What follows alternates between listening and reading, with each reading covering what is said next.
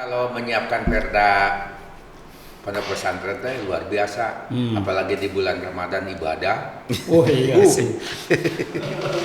Luar biasa. Iya mah bener-bener Oh, jihad ya kan. jihad. Iya. Jadi kan memperhatikan agama kan tidak harus semuanya mengajar agama, karena mengajar kan harus tahu dulu. Tapi dengan kita menyiapkan infrastrukturnya, menyiapkan aturannya kan gitu, maksud, Sama aja. insya Allah ini juga akan menjadi ibadah. Selamat datang di Ngopi Bareng Ilmi Pramudia Podcast. Tamu saya hari ini berdua karena Kang Yod ini Pensiun. Pensiunan. bawa rekannya hari ini ada Kang Haji Nurul Awalin. Apa kabar Kang Haji Sada? Alhamdulillah sehat. Kalau Kang Yod sehat juga ya? Alhamdulillah. Sehat ya. Hari ini katanya mau ada acara apa?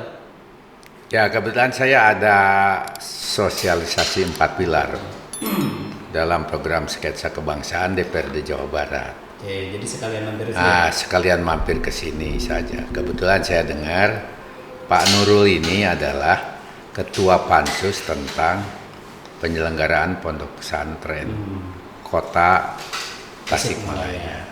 Ya. Ya, jadi kita mau ngobrol itu Kang. Tuh, Karena siap. ini sebenarnya isunya cukup ini, tapi karena memang ini semacam adopsi dari pemerintah Provinsi Jawa Barat ya kan ya. Jadi kita ngobrolnya dari Kang Yo dulu, karena dulu Kang Yo juga bagian dari Pansus Raperda Pesantren namanya. Raperda Pesantren kan ini? Ya awalnya Raperda Pondok Pesantren. Tapi dalam pembahasan berkembang akhirnya disetujui oleh Kementerian Dalam Negeri menjadi Raperda Fasilitasi Pondok Pesantren. Fasilitasi Pondok Pesantren. Oke Kang, biar masyarakat juga paham, kapan muncul ide atau seperti apa bisa munculnya sebut saja kita pada pesantren di Provinsi Jawa Barat, karena Kang Emil nih cukup bangga juga. Ini yang pertama di Indonesia katanya seperti itu. Prosesnya seperti apa kan? Ya tahun 2020 ke 2021 ya kita mengawali pembahasan ini. Walaupun undang-undang pondok pesantren belum turun waktu itu. Dalam pembahasannya ya kita agak sedikit alot karena memang undang-undang pondok pesantrennya belum turun. Ada yang bilang penting, ada yang bilang tidak penting lah, karena saat ini juga perhatian pemerintah pada pondok pesantren kan sudah berjalan, alasannya seperti itu. Tapi begitu undang-undang ini lahir, maka kita dorong lagi agar tetap sebagai turunannya apa yang bisa kita perbuat dari provinsi dengan adanya undang-undang pondok pesantren. Maka kita lanjut pembahasan itu. Judulnya adalah Rancangan Peraturan Daerah tentang Fasilitasi Pondok Pesantren. Jadi intinya waktu itu ini inisiatif eksekutif ya di Jawa Barat. Intinya kita ingin memperkuat bagaimana kehadiran pemerintah di tengah-tengah masyarakat, terutama yang berkaitan dengan kehidupan pondok pesantren. Kenapa demikian? Karena ya pondok pesantren ini adalah kekuatan yang luar biasa dalam melahirkan negara kesatuan Republik Indonesia. Jadi kita harus memberikan perhatian. Tapi ini benar kan, yang pertama dan satu-satunya di Indonesia sendiri. Kita harus memberikan perhatian yang lebih. Ya. Walaupun pemerintah pada saat itu pemerintah daerah sudah memberikan perhatian. Dan tentu Raperda ini yang pertama yang diusulkan pada eksekutif di tingkat nasional ya, di Indonesia. Dan setelah selesai tentu ini akan diikuti oleh pemerintah di bawahnya, kota, kabupaten di Jawa Barat.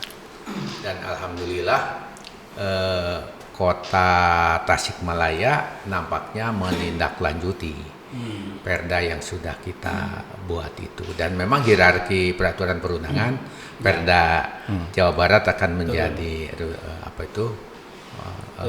turunan ke kota kabupaten. Saya kira itu kemarin beberapa waktu yang lalu memang pansus Raperda Pondok Pesantren Kota Tasik ini sudah bersilaturahmi ke Jawa Barat. Kan yang ditugaskan menerima saya sendiri gitu. Saya sendiri yang ditugaskan. Saya menerima Kang Nurul, kebetulan ketua pansusnya sapartai deh, sapraksi. Beda itu kota ya Jawa Barat. Atuh, cocok gitu. Ya, ngomong magi gorobong lah gitu. Terus begini Kang Helmi,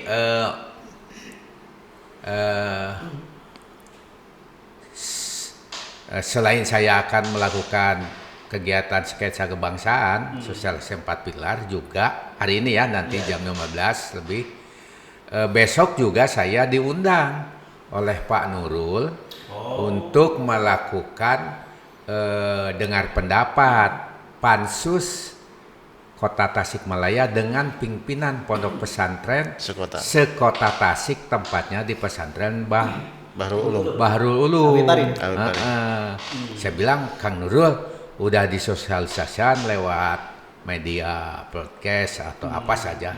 Belum, ayo bareng we, saya ada acara gitulah. Sejarah perjuangannya gitu. Luar biasa bisa nih Kang. Nebeng. Iya, kalau Pak Nurul mah ya pantes lah ilmunya atau selegok kadek tapak terhadap persoalan ini pimpinan pondok pesantren. Jadi pas juga ya. Pas juga kalau Pak Nurul. Kalau saya kan dilatih ku Kang Helmi. Luar biasa ini kalau Kang Yodi. Tapi gini ya, enak ya kalau satu rumah tuh, takut ya satu rumah tuh komunikasinya gampang. Ya. Itu ngaruh nggak sih? Benar. Ya sebetulnya komunikasi sama dengan silaturahmi dengan siapapun harus gampang, apalagi dengan batur serumah. Nah, kan sok ayah kan. Udah ketahuan dulu ya. Kan agak-agak sibuk tuh. Masa saya sama-sama Golkar susah komunikasi? Enggak lah, dengan partai lain pun sama aja saya. Kan kalau misalnya di Tasik, ya memang Tasik sudah seharusnya sih, apalagi kan dengan jargon kota santri, rasanya memang keterlaluan kalau tidak secepat mungkin merelasikan adanya perda fasilitasi pesantren. Progresnya sudah sejauh mana nih Kang? Ya. Kemarin sih saya dengar ada yang berstatement Ramadan selesai diketuk katanya. Tapi duka ya kemana? Ya. Kemana Kang? Baik, jadi sebenarnya keinginan untuk adanya aturan tentang pesantren ini kan sudah lama, sejak digaungkannya Hari Santri. Alhamdulillah undang-undang sudah hadir, kemudian kita juga menunggu perda provinsi juga sudah ada,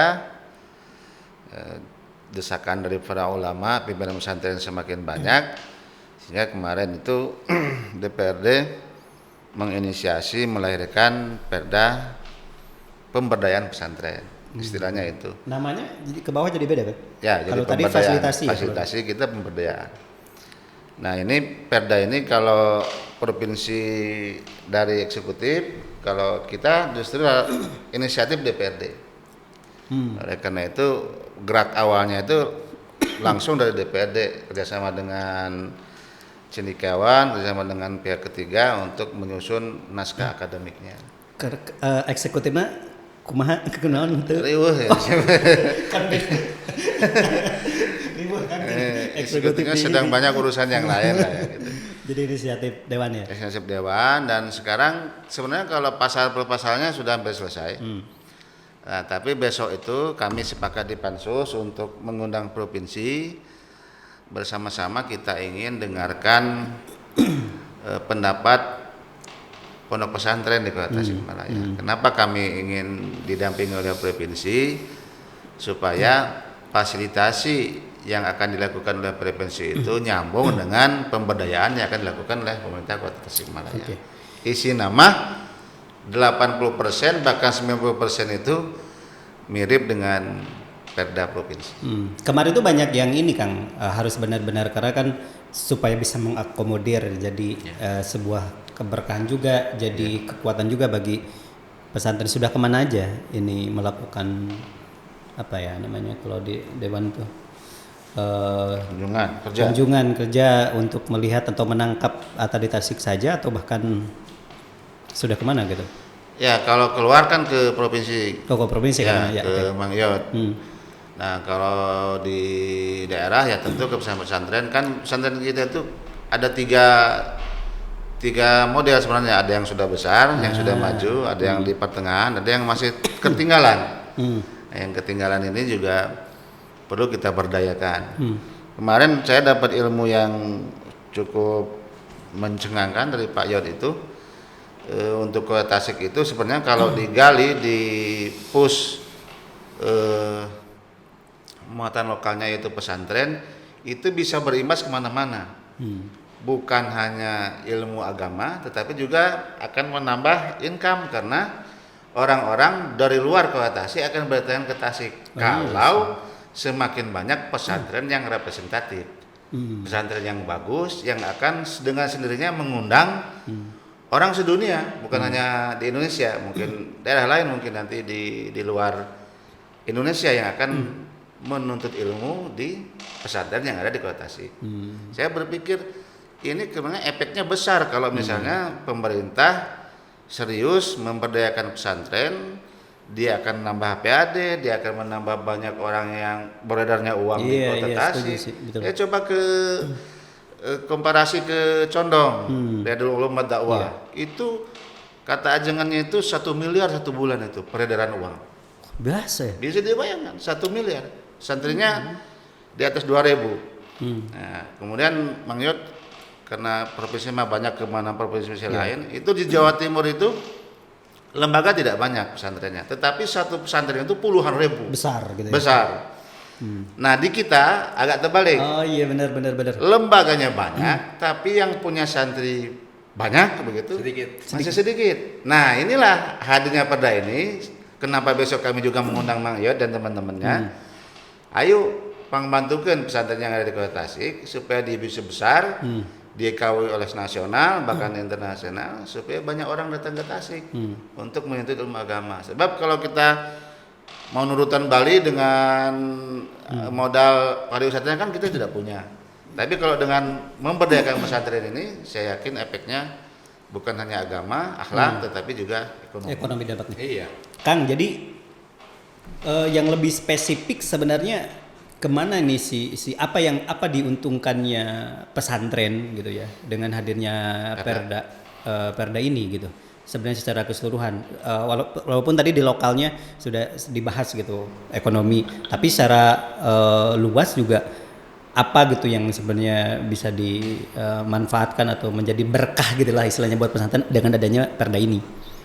Ya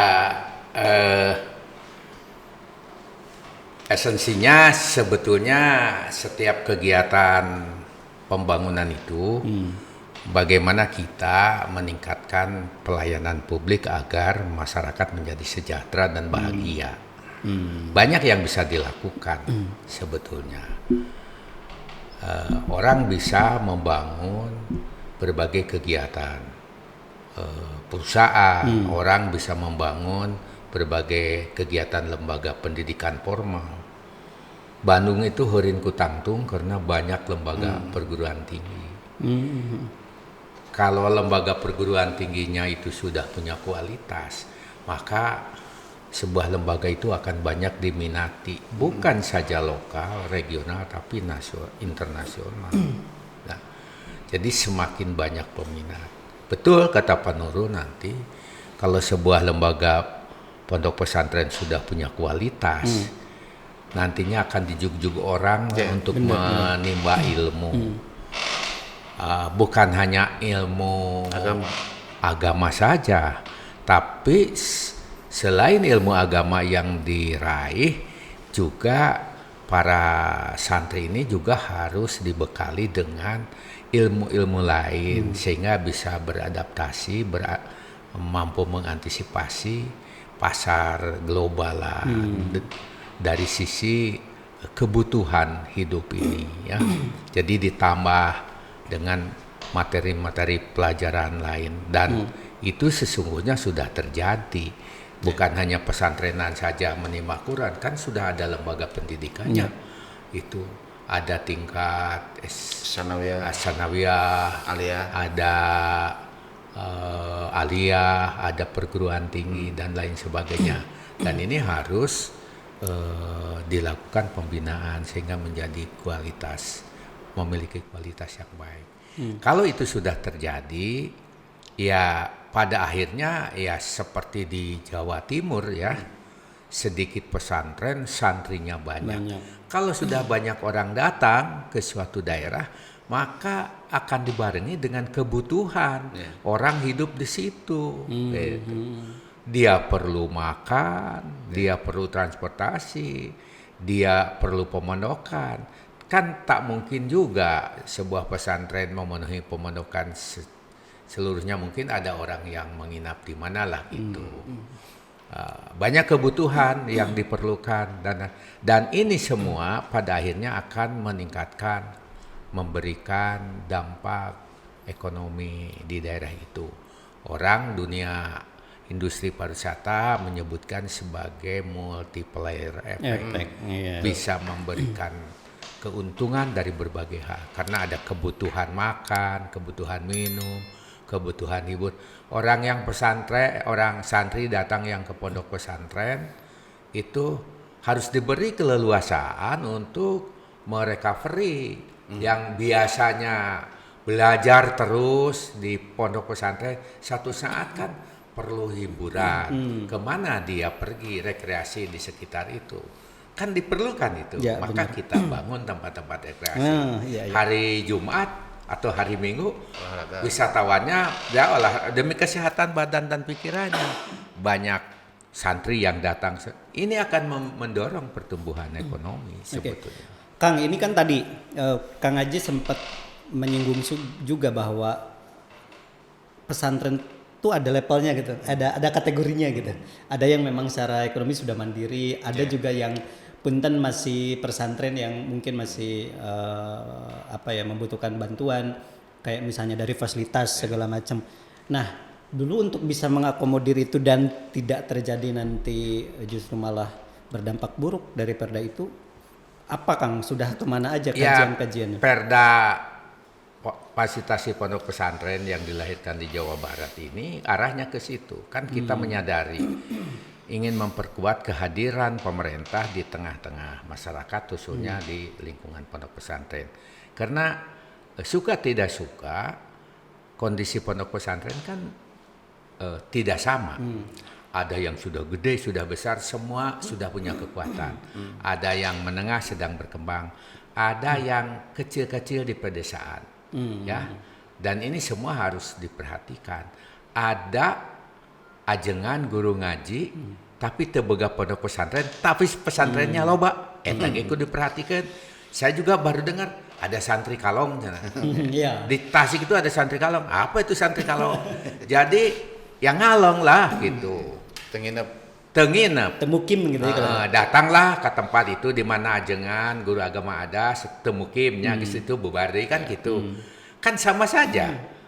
Ajengan guru agama itu memberikan jasa mengabdi seperti para kiai, para ajengan yang ada di pondok pesantren besar. Itu juga harus diperhatikan. Oleh karena itu, maka perda ini juga ada 4 hal. Yang pertama adalah pembinaan. Kan tidak semua pondok pesantren memiliki kualitas manajerial yang sama. Betul nggak? Betul. Dan itu harus ditingkatkan. Ya hadirlah pemerintah. Kan dulu kita pernah ya kalau Mas Santren teh, santri budug. Kenapa? Karena saya masuk ke pesantren, mandi didinya, kokocok didinya,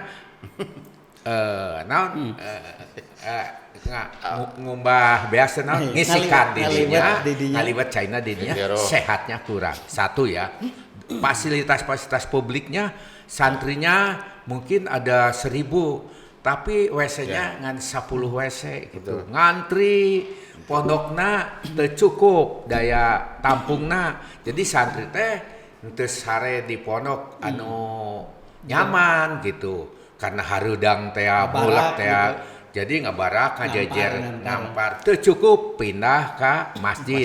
Teu cukup ke teras masjid. Ini jangan sampai terjadi karena akan mempengaruhi daya tahan tubuh dan kesehatan. Oleh karena itu pemerintah harus hadir melalui apa?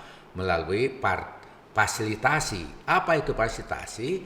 Semua program kegiatan pemerintah di berbagai bidang kegiatan itu harus menciptakan program-programnya yang berkaitan dengan kepentingan pesantren.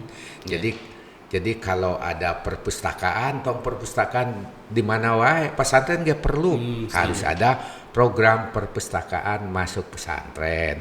Itu dari anggaran pemerintah misalkan. Membangun sanitasi hygiene untuk kepentingan pondok pesantren kan boleh. Ya sehingga kita menyiapkan sejumlah anggaran untuk itu. Tapi Kang Haji lamun teu acan budug mah can disebut santri.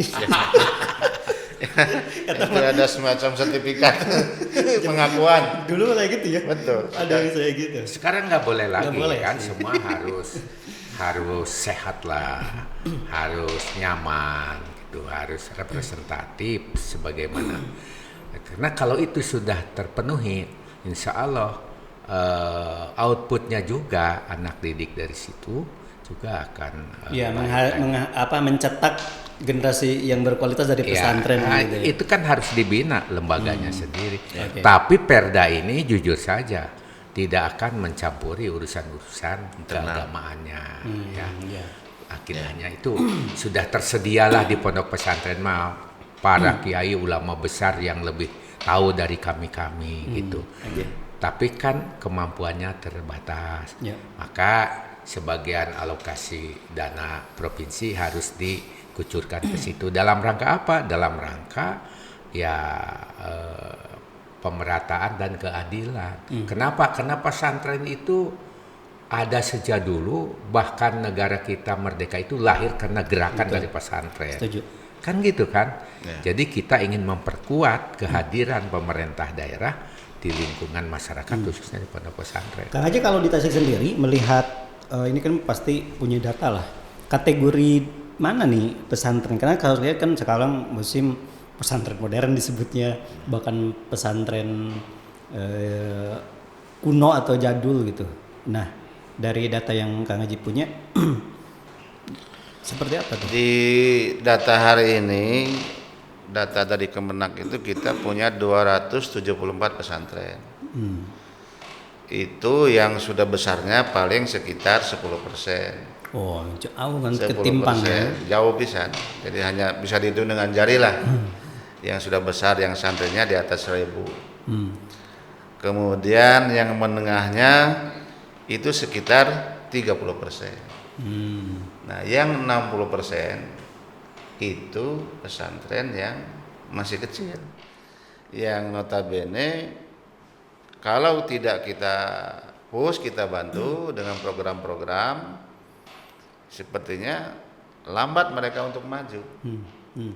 Lambat. Jadi hadirnya Perda baik di provinsi maupun di kota ini nanti untuk menyemangati yang sudah besar, yang menengah, kemudian mengangkat yang lebih banyak ini, yang karena di bawah. Masalahnya emang gini nih Kang, ketika orang misalnya kita punya saudara atau keluarga, kan pesantren kan teh butuh ke tempat yang kredibel, berintegritas gitu.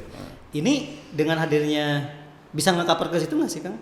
Hadirnya pada pesantren ini? Justru itu kesana ujungnya. Jadi kita ingin lamun tercapai nggak tahu berapa tahun gitu, semua pesantren yang ada di Kota Tasik itu, baik yang baru akan tumbuh maupun yang sudah ada, itu semua ingin representatif.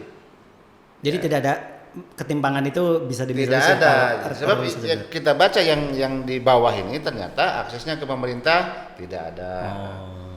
Jadi dia jalan sendiri, walaupun secara ilmu keagamaannya jalan, gitu. Tapi secara fasilitas, secara manajemen dan sebagainya belum siap. Dan ini kalau santrinya banyak nggak akan terurus.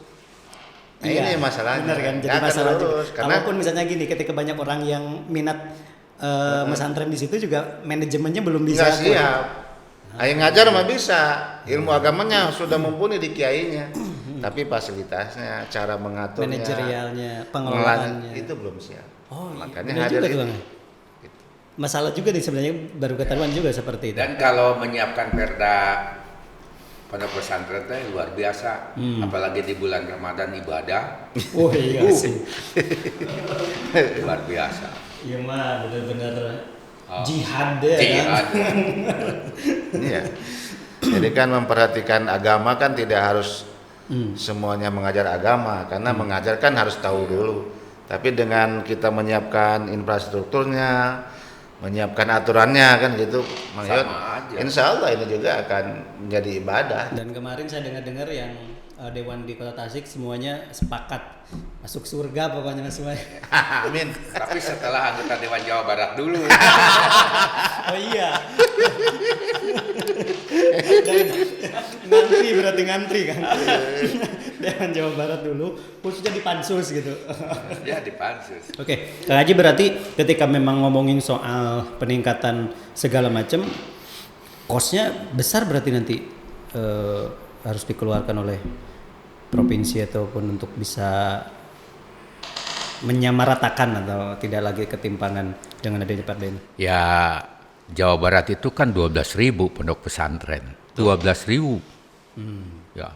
Kalau dalam 1 tahun dialokasikan nggak mungkin juga kan. Ya. Anggarannya terbatas. Apalagi baru sembuh dari COVID ini. Tapi ikhtiar kita, kemauan politik kita seperti itu, by step lah gitu. Dan nanti kan dalam pelaksananya akan ada semacam kelompok ya, pembina, tim. Ya, jadi anggotanya dari berbagai pihak, itu ya, dari pesantrenan, dari akademisi, dari pemerintah, untuk melakukan kajian ya. Nanti pondok pesantren mana yang harus segera dibantu dalam hal apanya. Jadi nanti kita lebih tertib lagi. Jangan anggaran yang terbatas sekarang Numpuk. jatuh cuma ke situ-situ saja gitu. Padahal kita punya 12.000 pesantren. Ya, dari 50 juta rakyat. Oke. Terakhir Kang Haji, kemarin tuh ya sempat disampaikan bahwa target Ramadan biar ganjarannya pun berlipat-lipat gitu kan, biar masuk surga bersama tuh yang 25 anggota dewan. Jadi gimana? Tercapai atau mentas juga nak? Kalau pembahasan materi padanya tercapai. Ini kami tinggal 2 kali lagi pertemuan setelah besok itu. Selesai. Tapi kan paripurna setelah fasilitasi provinsi. Kalau cek provinsi sudah tidak masalah, sok ketuk, ya kita bisa ketuk. Nah, kalau melihat waktu sepertinya ya kita tanyalah provinsi, boleh nggak kita paripurnakan dalam waktu dekat gitu sebelum Lebaran. Kalau ternyata belum sempat dikoreksi, ya Syawal seperti itu.